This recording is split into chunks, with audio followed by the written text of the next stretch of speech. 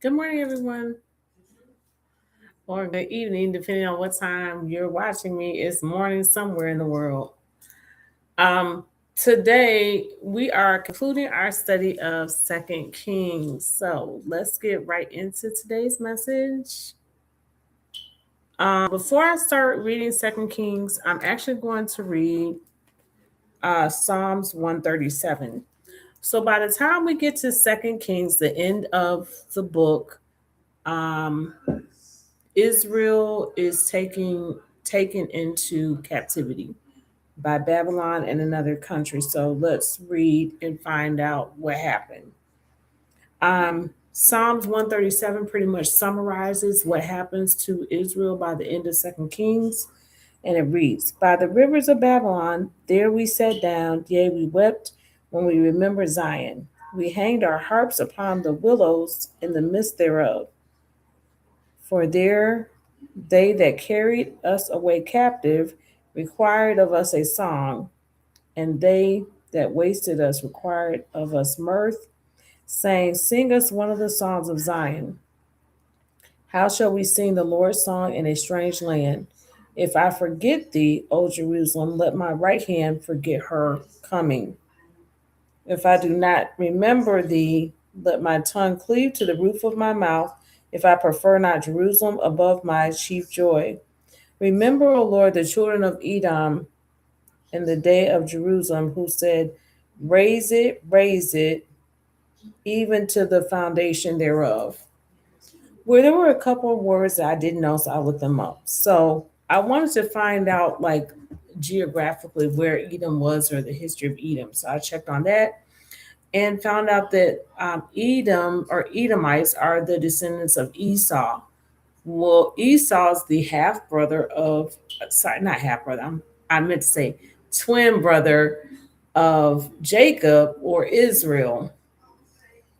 So the Edomites are one of the groups that came against Israel, similar to Abraham and um, Isaac, and Ishmael, or I should say Isaac and Ishmael. Let's go back to Second Kings. We're wrapping up the book. So just put your finger there. Go to Second Kings. Before I read Second Kings about Israel being taken into captivity,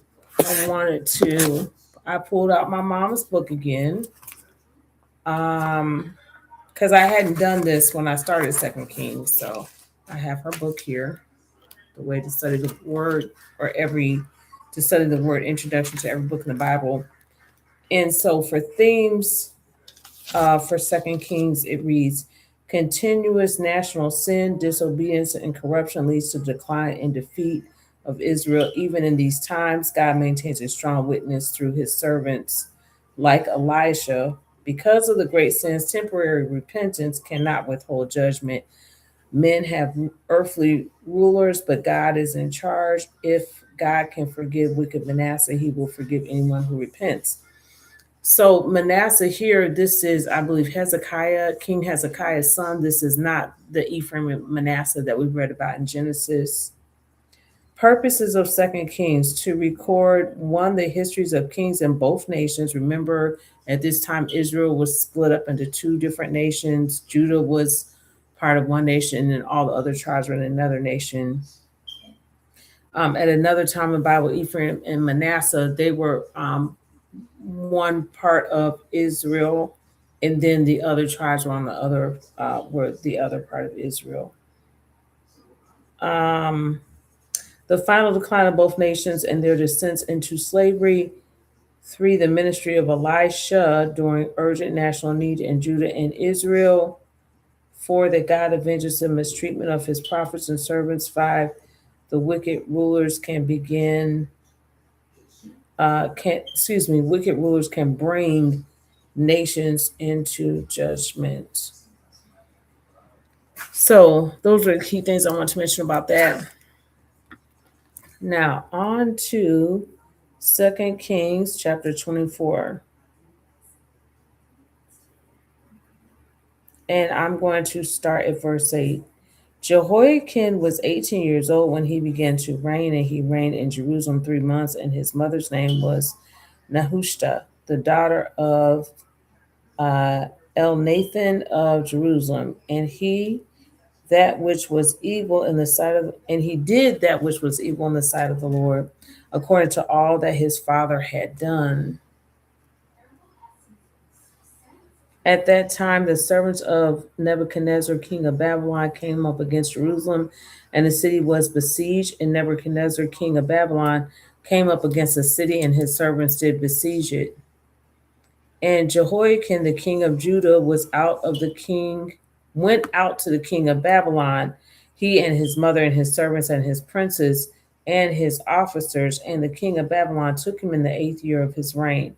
And he carried out thence all the treasures of the house of the Lord and the treasures of the king's house, and cut in pieces all the vessels of the gold which Solomon king of Israel had made in the temple of the Lord, as the Lord had said. And he carried away all Jerusalem and all the princes and all the mighty men of valor, even 10,000 captives and all the craftsmen and smiths. None remained save the poorest sort of the people of the land. And he carried away Jehoiakim to Babylon, and the king's mother and the king's wives and his officers, and the mighty of the land. Those carried he into captivity from Jerusalem to Babylon, and all of the men of might, even 7,000, and craftsmen and smiths 8,000, all that were strong and apt for war, even them king of Babylon brought captive to Babylon. And the king of Babylon made Manasseh his father's brother king in his stead, and changed his name to uh, Zedekiah. Zedekiah was 21 years old when he began to reign, and he reigned 11 years in Jerusalem. And his mother's name was Hamutal, the daughter of Jeremiah of Libnah. And he did that which was evil in the sight of the Lord, according to all that Jehoiakim had done. For through the anger of the Lord it came to pass in Jerusalem and Judah, until he had cast them out from his presence, that Zedekiah rebelled against the king of Babylon. So, because of what sin does, I've said this before, is that sin, it weakens the individual, it weakens families, it weakens churches, it weakens society, it weakens countries, and it allows the enemy to overtake and defeat um, us in all those categories. So, because the rulership in Israel continued to sin, the strength and the moral fiber of the country got weaker and weaker, and that's how they were able to be taken over by the world system, which here Babylon represents the world system. So let's continue in chapter 25 with the first verse, and it reads, "And it came to pass in the 9th year of his reign, in the 10th month, in the 10th day of the month, that Nebuchadnezzar, king of Babylon, came, he and all his hosts, against Jerusalem, and pitched against it, and they built forts against it round about." So here they're coming against Jerusalem. Came against Jerusalem. They had already come against Jerusalem in verse 24 or chapter 24, and the city was besieged upon unto the 11th year of the king Zedekiah, and on the 9th day of the 4th month, the famine prevailed in the city, and there was no bread for the people of the land. And the city was broken up, and all the men of war fled by night by the way of the gate between two walls, which is by the king's garden. Now the Chaldees were against the city round about, and the king went the way toward the plain, and the army of the Chaldees pursued after the king and overtook him in the plains of Jericho, and all his army were scattered from him. So they took the king and brought him to the king of Babylon, to Riblah, and they gave judgment upon him. And they slew the sons of Zedekiah before his eyes, and put out the eyes of Zedekiah and bound him with fetters of brass and carried him to Babylon. And in the 5th month, on the 7th day of the month, which is the 19th year of King Nebuchadnezzar, king of Babylon, came Nebuzaradan, captain of the guard, a servant of the king of Babylon, unto Jerusalem. And he burnt the house of the Lord and the king's house and all the houses of Jerusalem, and every great man's house burnt he with fire.